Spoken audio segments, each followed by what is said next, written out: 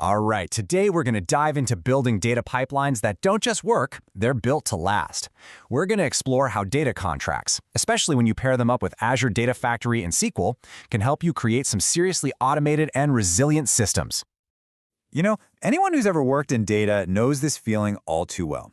Getting a pipeline up and running, that's one thing. But keeping it from falling apart the second a source system changes? Phew, that is the real challenge. So how do we actually build our pipelines to expect change, maybe even embrace it, instead of just shattering when it happens?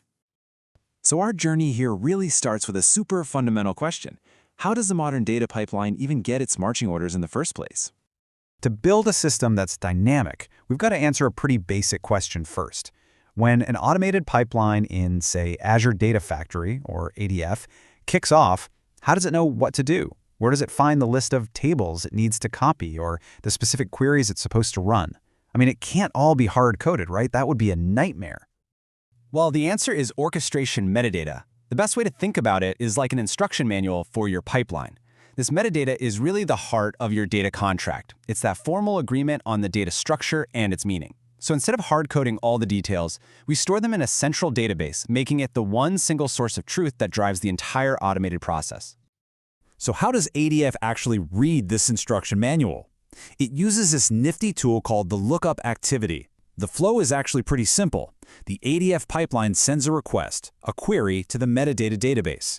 The database finds the right instructions, and then it sends them back to ADF as a neatly packaged JSON object. It's a simple little handshake. And here's what that response actually looks like in the real world. ADF gets back this nice, structured object with everything it needs. You can see right here for the sales entity, it gets the exact SQL query it needs to run. This makes the whole thing super clean, really simple, and completely dynamic. Okay, that totally makes sense. ADF can go out and fetch its instructions, but fetching is only half the battle. How does the pipeline take that JSON object we just saw and actually use it in the next step, like in a copy data activity? The real power here, the secret sauce, is that activities in ADF are designed to talk to each other. The output from one activity can literally become the input for the next one. This ability to just pass information along the chain is what makes a pipeline truly dynamic and totally metadata-driven. And here's exactly how it's done. We use this simple expression.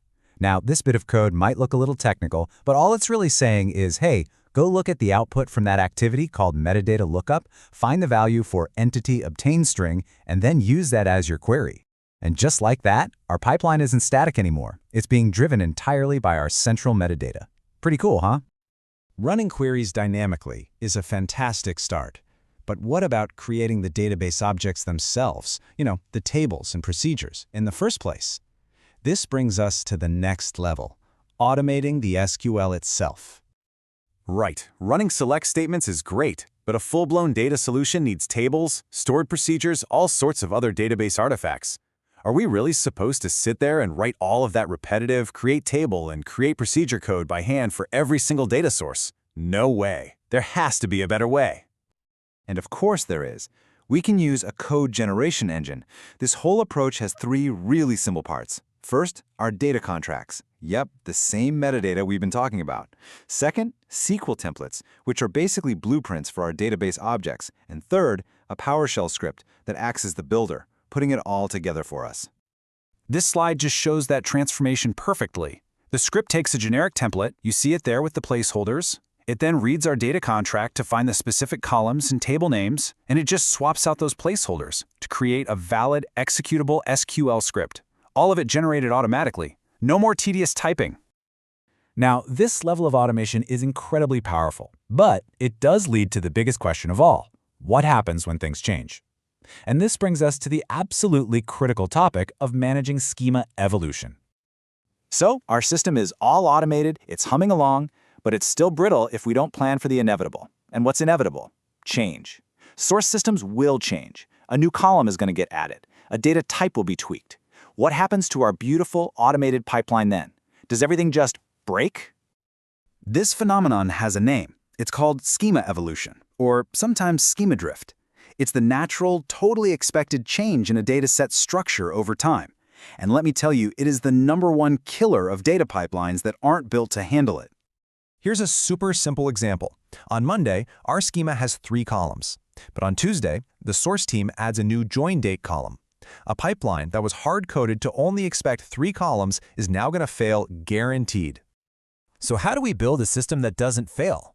The strategy involves a few key moves. First, we track versions right inside our data contract. We also preserve old schemas, so we can still handle historical data. We can even write scripts to harmonize old data to the new structure.